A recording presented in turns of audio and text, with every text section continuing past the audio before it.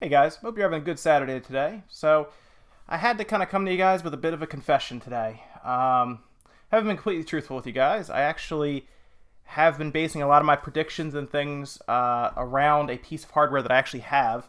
I actually have a Nintendo Switch Devkit. Okay, we'll get to that in a minute. And I'm actually over here this side because I'm going to show you the kit right here in a bit. But first, I wanted to talk a little bit about some things that have been bothering me around the internet with the Nintendo Switch and the Nintendo name in general. It's become so easy now to do clickbait with Nintendo and the Switch. It's actually out of hand. Now, I showed you that report this past week on Newswave about Google putting out its most Google terms, and of course the Nintendo Switch is right up there. It was very close to the top, and I think a lot of people realize this, and a lot of places are understanding that they can put out an article based around the Switch and they'll get views. Same goes with videos, of course. You can put videos out for the Switch. You don't have to add anything to it, to be honest. You can just report it. I like to try to at least give my ideas and opinions on if the rumor has any merit or any background on it. And it seems to be when these people who report this stuff try to do that, not all of them, but a lot of them try to do that, they kind of show that they don't really know what they're writing about. And it doesn't ring any more true than the article that came out on VentureBeat.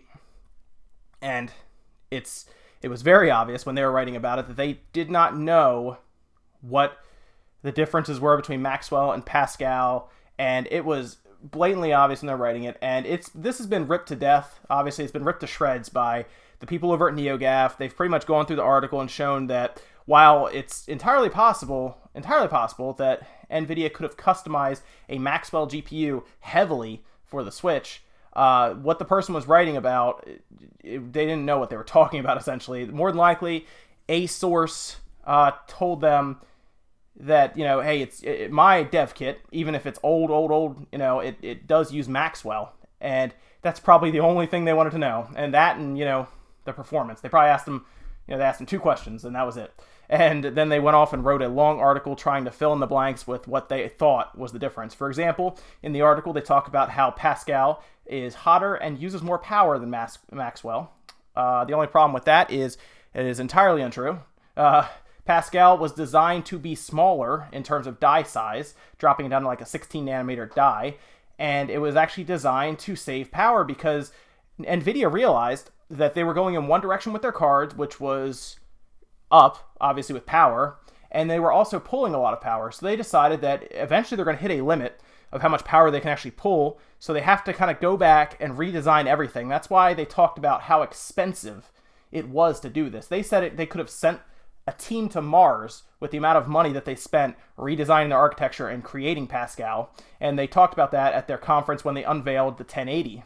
And they showed just how much more efficient the 1080 was compared to like the Titan X, for example. And again, that went into how much research they did to drop power and raise performance. And it's not heat even.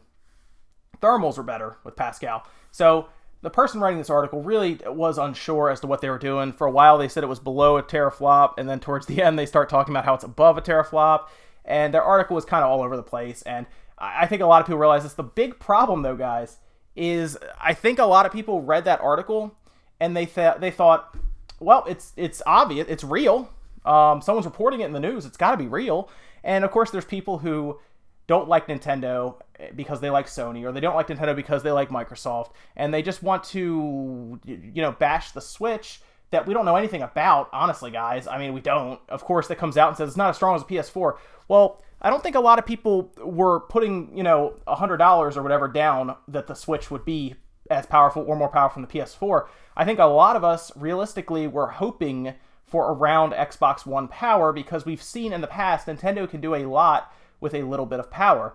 And again, it goes back to fake news is everywhere, but it seems to be really getting around the Switch right now. And this is no more evident than the other day. I tweeted about it yesterday. N4G, which is a pretty good news spot for breaking news, because all of these websites try to report news that is coming out, whether it be rumors or whatever, and they try to put that up there so that they can get on the front page and they'll get views from it, because N4G attracts a lot of traffic from everywhere. And what happened was somebody posted that Breath of the Wild was canceled for the Wii U, and their only explanation for why was that It was pulled from Amazon's Japanese site for maybe an hour. And I would attribute that to they're editing it, it's being bug checked, they're running basic maintenance on it. There's a lot of things why you would pull that down. But of course, we don't fact check. Everyone in the comments was like, it sucks to be Wii U owners. Of course that's going to happen. It's Nintendo, da da da da da. And then it jumped to the top. It had like 1,000-something degrees. You know, that's how they measure popularities in degrees. It had like 1,000 degrees when I saw it, and it was number 1 on N4G. And it was embarrassing for N4G, to be honest, because the person printed out a piece of paper and showed it, and then it even said click. And then if you go down, you translate it, and it says, I think the translation was basically making fun of you for clicking on the article. They made it as blatant as possible, saying that it was clickbait, and everyone believed it for a while. So I think I'm realizing something, guys. I'm realizing that I've been going about this wrong the whole time. I can pretty much just pretend about rumors coming out or lie about stuff or even make rumors, and I'll get a ton of views and become super popular like these other places. I mean, VentureBeat, man, that article is all over the place. And NeoGAF had like a 100-something page thread about it. It was all over GameFAQs, another site I frequent heavily. And of course, it was all over N4G. YouTubers are talking about it. Websites are talking about it. I need to just make stuff up. I need to just report fake news, and that'll get me to the top of places like Reddit, and I'll be blowing up on NeoGAF, and other YouTubers will talk about me. That's all I gotta do, guys. So it's confession time. I do have a Nintendo Switch Devkit. It's completely legit. Don't even think about it otherwise. It is in the news because I was the source for VentureBeat. I was. I contacted them and said, hey, I have a Nintendo Switch Devkit. Would you like to know about it? And they said, yes, we would. Okay, great. So, you know what, guys? I'm going to show you the Devkit, and I'm going to show you the questions. I wrote them all down that they asked me. They only asked me 2 questions because that's all they needed, apparently, to write a 3-page article or whatever. But I'll read those to you, too. But let me show you the Devkit real quick, guys. Hold on 1 second. This is my Nintendo Switch Devkit. And strangely enough, VentureBeat didn't ask for any pictures. I would have sent them a picture of it before they reported it, but they just didn't ask. So I don't know what to tell them. But this is a Switch Devkit. This is the older model. The tablet part goes right in here. There's actually 4 slots, so you don't have to worry about programming just one at once. You know, you can kind of have them all set up and see how they all perform individually, because you have to test multiple generations of it, obviously, as they send them to you. So yeah, don't worry about that. This tablet part I have here is a dummy. They just sent me the base unit that has everything built in. And I'll get you guys some close-up shots of this. I think you guys deserve that after all the stuff I've put you guys through, obviously lying to you about not having one. So I will show you all the different pictures I have here of it on the front. You'll see it says Nintendo Switch right on the front. Completely legitimate. It's printed like that from the factory, actually. And this is the original, like I said, Devkit. They asked me, let me see what questions they asked me. So the first question they had for me, would you say it is, power-wise, would you say it is above or below a teraflop? And I kind of looked at it, of course, and I said, well, I would be surprised if it was a teraflop of power. I would say it's probably below a teraflop. I can't imagine this thing being more than that. I didn't elaborate too much. They didn't ask me to. So they moved on right from there. They said I'm super happy about that. Cool. All right. Then they asked me, to my knowledge, would it be Pascal or would it be Maxwell based? And I kind of see this was tough for me at first because I had to kind of look around it.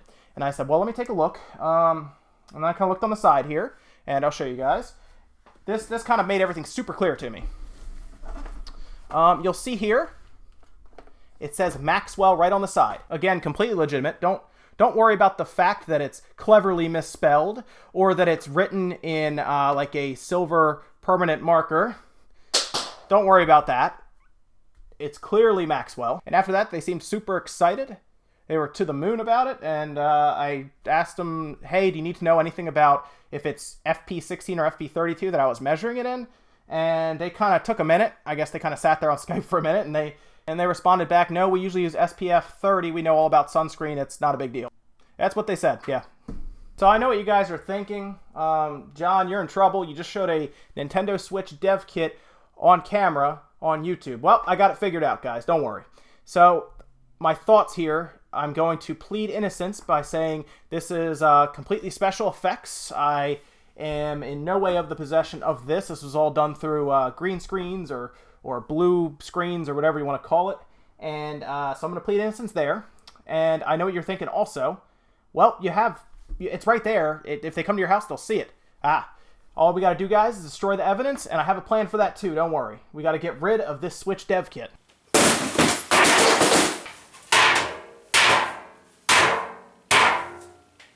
Oh, metal on this thing's actually pretty strong, guys. Keep that in mind. It's very durable. Oh, alright, I don't think they'll be coming after me now, guys. It's just a pile of scrap and plastic and junk and aluminum and metal, so all I gotta do now is throw it out or melt it down or just take it to the dump. I think we're in good shape. Guys, I hope you understand the point of this video. Don't believe everything you see on the news. Don't believe every rumor. Most people, especially after this past weekend when I saw these two things come out, most people are basically saying the sky's falling, the Switch is going to be terrible because it's not going to be strong enough. But we really don't actually know. Nintendo has said nothing, okay? And for some reason, we are more willing to believe people with unnamed sources or just random Nintendo insiders or their uncle who works at Nintendo.